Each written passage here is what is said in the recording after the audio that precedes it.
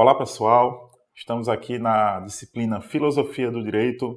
Eu sou o professor Adilson Ferraz e eu vou acompanhar vocês na parte online dessa cadeira que é tão importante no curso de Direito por estimular o senso crítico e a reflexão nos alunos, o debate, a discussão sobre temas importantes. Nessa série de vídeos que vocês vão assistir, nós vamos ter um debate acerca de 3 grandes casos da história do direito contemporâneo. 2 casos da Argentina e um caso da Alemanha. O primeiro caso que a gente vai estudar, eu já enviei no sistema, inclusive o texto que vocês devem ler, se chama caso Saguir e Dib, que é um caso que foi julgado pela Suprema Corte de Justiça da Nação Argentina, que equivale lá naquele país ao nosso STF, é a Corte Suprema. E passando de instância em instância, houveram algumas decisões intermediárias, cada uma com os fundamentos que os juízes ou desembargadores deram às suas decisões, e o nosso debate gira em torno dessa argumentação, ok? Tanto a argumentação da parte, quanto as argumentações da Suprema Corte, através de sua decisão. Então, vou ler aqui o caso rapidamente para vocês, a parte inicial, vamos lá.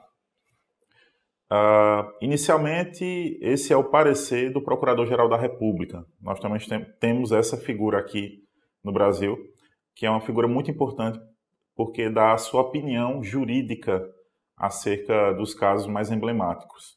Vamos ler agora. Na folha 30 se apresentaram Juan Saguir e Nelly Aurora Dib Saguir. Por seus próprios direitos, em seu caráter de pais da menor Cláudia Graciela Saguir e Dib, e solicitaram autorização judicial para que a menor doe um dos seus rins a seu irmão Juan Isaac Saguir e Dib. Fundamentaram seu pedido no padecimento por insuficiência renal crônica de seu filho, que só sobrevive mediante um tratamento artificial de hemodiálise e que já foi transplantado no ano de 1975, com o rim de sua mãe. Operação que teve êxito somente relativo, haja vista que o rim implantado funcionou nos 6 meses posteriores em apenas 35%, e neste momento funciona com apenas 11% de sua capacidade. Afirmaram que dos exames clínicos realizados em centros especializados, o único doador possível era Cláudia Graciela, que tem compatibilidade de tipo A, que quer dizer histoidêntico. Como foram informados os médicos que o transplante não podia ser realizado sem prévia autorização judicial, pelo doador ser menor de 18 anos, eis que efetuaram esta representação. Então, essa é a parte inicial, né, que narra os fatos pelo Procurador-Geral da República Argentina, e aí vem o pedido. A pedido da senhora juíza, se produziu um parecer dos médicos forenses, cujas conclusões foram as seguintes. 1. O estado de Juan Isaac Saguir é de crônica gravidade. Não obstante, deve tolerar fisicamente uma espera de até o dia 30 de dezembro de 1980, data em que o doador completará 18 anos, sem que se pratique dito transplante. 2. O perigo de morte existe no paciente desde que diagnosticou a enfermidade, causa da insuficiência renal bilateral. 3. Para avaliar as consequências imediatas e futuras ao realizar a retirada de um rim e uma menor de 17 anos, deve-se considerar, e aí começam a fazer algumas considerações mais específicas. Se a menor possui suficiência renal em cada um dos rins, pelo que se deverá fazer um estudo destes separadamente, para descartar a possibilidade de ter um único rim. Uma questão médica aí a ser observada. De outro modo, a doadora ficará com uma debilitação permanente de uma função de importância vital para o seu futuro como mulher, inclusive afetando a capacidade de ter filhos. 4. A porcentagem de êxito a respeito da parte técnico-cirúrgica pode ser alta, mas não se pode informar a respeito do futuro e evolução. A este respeito, segundo as estatísticas do 8º informe do registro de transplantes para o ano de 69, ao ano da respectiva operação, havia um êxito somente de 78%. Somente 2/3 dos transplantados tiveram atividade normal. E 5, a última consideração, De acordo com a Lei de Transplantes Cardíacos, chamado de... e aí segue, é o CUCAI, que é um órgão, né, do governo argentino, que pode dispor dos órgãos cadavéricos para seu transplante. Então a gente vê aí já uma série de questões a serem observadas que diz respeito a questões médico-científicas.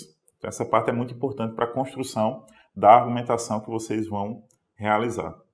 Na folha 51 se produziu um relatório da senhora assessora de menores, com fundamento no artigo 13 da Lei 21.541.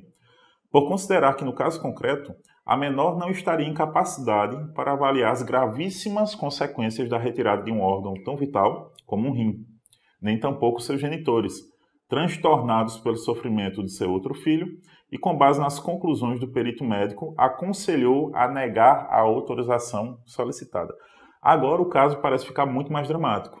Se, por um lado, a gente tem algumas questões médicas a serem observadas que, de certa forma, pesam em contrário do transplante do rim e uma possível salvação da vida do menor, por outro lado, uma avaliação, dessa vez, dos assistentes sociais, recomendaram justamente a negatória do pedido, o transplante não ser feito. E aí o caso começa a se complicar. Eu não vou ler mais o resto aqui, daqui a pouquinho eu vou puxar só para o final para a gente ver a decisão que foi dada pelo STF da Argentina. Mas quais seriam as questões em jogo aí? Como a gente viu nas aulas, nos textos, como a própria filosofia do direito mostra, existem diversos níveis de argumentação, níveis do discurso. Há um nível moral, onde as pessoas expressam seus valores através da fala, através da escrita, através da linguagem oral. Há um nível de discurso religioso também, e esse é tão problemático às vezes quanto o nível moral. E a gente também tem o nível de argumentação jurídica. Só que no ambiente do direito, você não pode simplesmente recorrer ao nível discursivo da moral e ao nível discursivo da religião. Você tem que fundamentar suas decisões com base em uma argumentação racional e com base nos instrumentos legais disponíveis. Além disso, de uma forma coerente. Então, há uma dificuldade muito grande de decidir nesses casos, que são chamados de hard cases, ou seja, são os casos difíceis de serem solucionados, justamente porque a gente não pode argumentar de qualquer forma, não basta fundamentar o seu ponto de vista com base nas suas impressões, seus interesses pessoais. Você tem que fundamentar com o direito. Isso é um complicador. Mas o direito funciona assim. Ele foi criado justamente para isso, para que ele pairasse, de certa forma, acima das concepções individuais, estabelecendo padrões de decisão para todos. Né? Isso também é um critério de justiça. Então, a gente tem essa recomendação de negatória por parte da assistência social lá na Argentina, com base na imaturidade, né, desses menores e da família, para realizar um transplante que tinha graves consequências, ainda que a morte não acontecesse, mas as implicações desse transplante seriam inevitáveis. Né? Então, a assistente social recomendou negar o pedido. Consequência direta disso, a morte do sujeito. Outra questão que envolve o caso é o fato de que, por questões genéticas, havendo a doação do rim, né, esse rim poderia ser transplantado já com problemas genéticos, havendo uma falha, né, fatal no futuro, então tornando inviável, de certa forma, o objetivo central do transplante, que é salvar a vida. Então não faria sentido fazer o transplante de um rim que já tem problemas. Ao mesmo tempo, isso aí é importante destacar, se o doador, né, envia um rim, transplanta a outra pessoa, e esse rim já tem problemas genéticos, fica um rim ali que potencialmente também pode falhar no futuro, causando a morte do doador. Mas se o rim que foi já tem problemas e também pode falhar, há a possibilidade, então, de que, caso os dois órgãos falhem, haverá a morte, tanto de quem recebeu esse rim com problemas, porque não haveria provavelmente outro doador, e também a morte do doador, porque ele já tinha um rim com problemas. Então fica aí um complicador que está baseado muito mais numa mera probabilidade. Pode acontecer e pode não acontecer. Vamos lembrar que as estatísticas, elas não falam a verdade sobre nada. Elas falam meramente de probabilidades. Então esse é um complicador também do caso. Se a gente for pegar a questão genética e a questão estatística, estamos lidando aí com algo que pode acontecer e pode não acontecer. Somando também ao fato de que a assistência social recomendou negar o pedido por uma espécie de imaturidade do doador, mas também da família, isso complica ainda mais o caso, né? Tendo em vista também a lei federal, que é a Lei 21.541, que proíbe a retirada de órgãos de um menor de 18 anos na Argentina. E aí, um pouquinho mais abaixo no texto, fala o seguinte: em nenhum momento do processo se invocou a inconstitucionalidade das disposições aplicadas pelos juízes. Isso aí ninguém questionou. O argumento de que em apenas 2 meses e 10 dias a menor poderá decidir por si mesma se efetuará a doação comove apenas aqueles que não têm consciência dos princípios básicos da ordem jurídica vigente em nossa sociedade, de modo que não é tarefa dos juízes julgar a bondade das leis, nem o legislador pode criar exceções à lei. Como a gente já sabe, cada poder da República tem uma função que lhe é típica, que lhe é mais própria. O legislativo, no termo técnico, é legiferar, ou seja, o ato de criar normas jurídicas, criar leis. O judiciário deve julgar, enquanto que o executivo deve administrar. Então, se o juiz ele dá uma decisão contrária à lei, isso gera um incômodo, um inconveniente terrível entre a harmonia dos poderes. Por quê? Porque o judiciário está se colocando acima de outro poder, que é o poder legislativo. Então, uma decisão favorável ao transplante, indo de encontro a uma lei federal da Argentina, que é a Lei 21.541, colocaria em xeque, inclusive, a estabilidade dos poderes da República. Outro complicador para o caso. E aí eu vou citar aqui uma frase que está no texto, muito legal, daquele autor que a gente já estudou. Você provavelmente estudou em ED, né, talvez em Filosofia do Direito, ou algum professor comentou, que é Radbruch, também conhecido como Radbruch, certo? Gustav Radbruch. Ele diz o seguinte, numa obra chamada Arbitrariedade Legal e Direito Supralegal. Vamos lá. Abre aspas. Que o direito seja seguro, que não seja interpretado e aplicado hoje e aqui de uma maneira, amanhã e depois de outra, é ao mesmo tempo uma exigência da justiça. Mas vamos lembrar que Radbruch, ele propôs algo que ficou conhecido como a fórmula de Radbruch, que é justamente a aplicação de princípios que estariam acima da lei, já que estes promoveriam uma justiça que não pode ser promovida pela lei, porque a lei é injusta ao extremo. É o que a doutrina alemã chama de Unrecht, certo? Um não direito, um direito muito injusto. Um direito injusto ao extremo que perde sua validade, certo?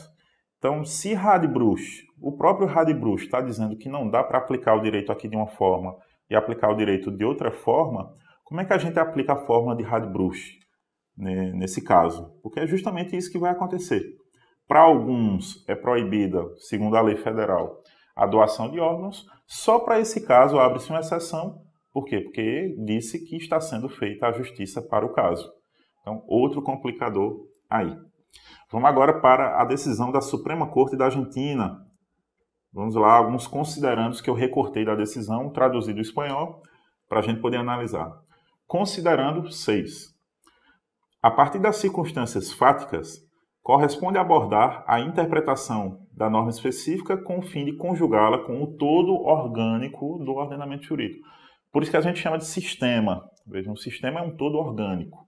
O artigo 13 da Lei 20.541, a lei federal, estabelece, abre aspas, toda pessoa capaz, maior de 18 anos, poderá dispor da retirada em vida de algum órgão ou material orgânico do seu próprio corpo, para ser implantado em outro ser humano, desde que o receptor seja com relação ao doador, pai, mãe, filho ou irmão consanguíneo.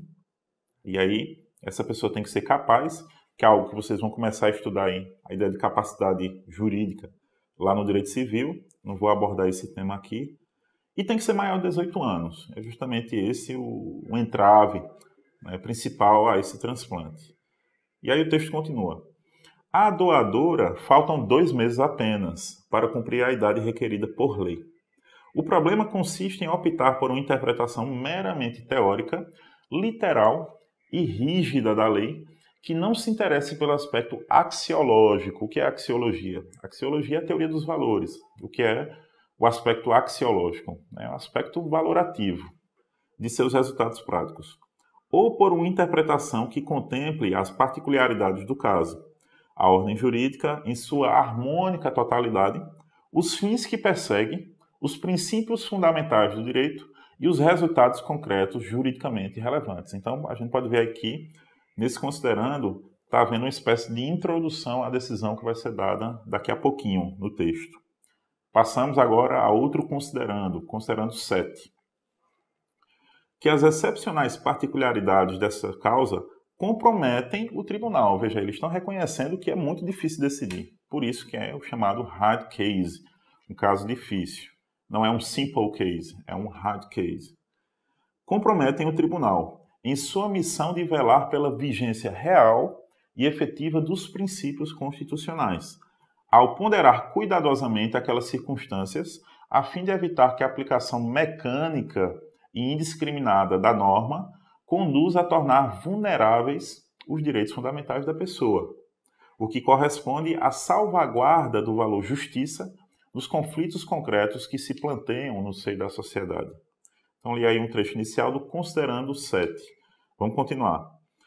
E aí o ministro fala o seguinte: pois a admissão de soluções notoriamente injustas não resulta compatível com o fim comum tanto da tarefa legislativa como da tarefa judicial. Veja, criar normas injustas nem é tarefa do legislativo nem dos juízes. No caso, se trata de harmonizar a integridade corporal da doadora com a vida e saúde da receptora. Todos estes são direitos da personalidade que preexistem a qualquer reconhecimento estatal. Agora vem a parte justamente que eu queria destacar, porque a gente entra agora no chamado jusnaturalismo. Aparentemente, na decisão dos ministros da Suprema Corte da Argentina, estão afirmando a existência de direitos naturais. E aí a gente retorna lá àquela antiga discussão de Antígona. Vocês devem ter feito o júri já de Antígona, ou em ED, ou em História do Direito. Ou ainda vão fazer, certo? Vou ler de novo para vocês. Todos estes são direitos da personalidade que preexistem a qualquer reconhecimento estatal. Como é o nome disso, minha gente? O nome disso é direito natural, assim como lá no caso de Antígona. Esses direitos, eles existiriam antes de qualquer direito produzido pelo homem, antes do direito positivo. E eles estão, inclusive, acima do direito positivo. A fórmula de Radbruch prega justamente que em um conflito entre esse direito pré-existente e o direito posterior positivado, porque ele é posto pelos homens através de debates e decisões e acordos, ou seja, ele é criado artificialmente e não naturalmente, como é o direito natural, em um conflito entre os dois deve prevalecer o direito natural. Então, na decisão, essa frase é muito importante. Todos estes são direitos da personalidade que preexistem a qualquer reconhecimento estatal. Continuando. A existência de tais direitos está reconhecida no artigo 2312 do Código Civil Argentino, quando diz que existem direitos e os mais importantes que não são bens, são direitos que têm sua origem na existência mesma do indivíduo, tais como a liberdade, a honra, o corpo da pessoa. E também têm sido objeto de numerosas regras posteriores. Então a decisão dos ministros aqui está deixando muito claro que eles colocam a liberdade, a honra, o corpo da pessoa e outros direitos, inclusive previstos dentro do ordenamento jurídico, como direitos naturais.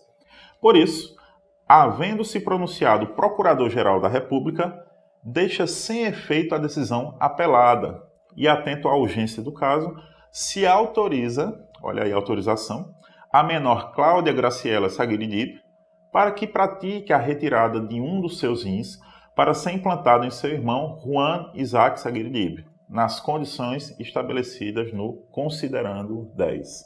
Buenos Aires, 6 de novembro de 1980. Então tá aí, pessoal, uma decisão super importante, pouquíssima discutida e conhecida aqui no Brasil, talvez em outros países também, mas que com certeza é uma das decisões mais importantes do século XX, é da década de 80, certo? Justamente quando estava começando, né, o desenvolvimento dessas tecnologias de transplante de órgãos. Então fica aí, comentei um pouquinho rapidamente para vocês, espero que vocês leiam todo o texto, debatam, participem aqui no Moodle, discutam, deixem sua opinião e a gente vai criar aqui uma interação muito legal para debater esse caso, o caso do transplante de rim lá da Argentina. Beleza? Tamo junto!